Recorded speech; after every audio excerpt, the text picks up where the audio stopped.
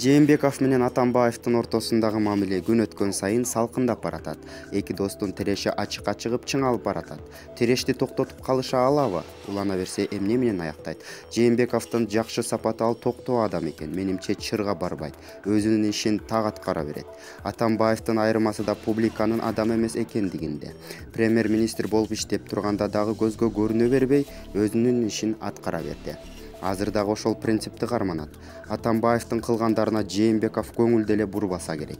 Атамбаев деле азыр өзүнүн абалы кандай экенин түшүнөт.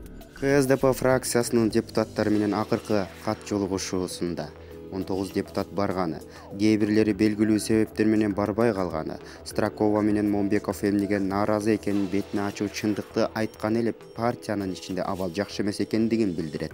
Атамбаевда кол тийбестик жана башка өзүнө керектүү жакшы шарттардын баары бар. Саясатчылар да өзүн ойлошот. Көздү жумуп алып, анын айткандарын аткара бербейт. Мыйзамдуу шайланган өлкө башчы бар экенин түшүнөт. Ага каршы чыгып, Атамбаевди колдоого барышпайт. Ошондуктан Атамбаев вакуумда калган абалы менен Жээнбековго каршы туруштук бере албайт. Өзүнүн партиясын колдобогон абалы кыйын болот. Эл болсо такыр колдобойт да. Бетме-бет жолукканда кээ бир сөздөрүн айтып алышы мүмкүн. Азыркыдай болуп публиканын алдына чыгып алып сүйлөй албайт. Жээнбековду оппозиция, эл КСДП да колдоого алып жатат. Баары өзгөрүүнү каалап турат.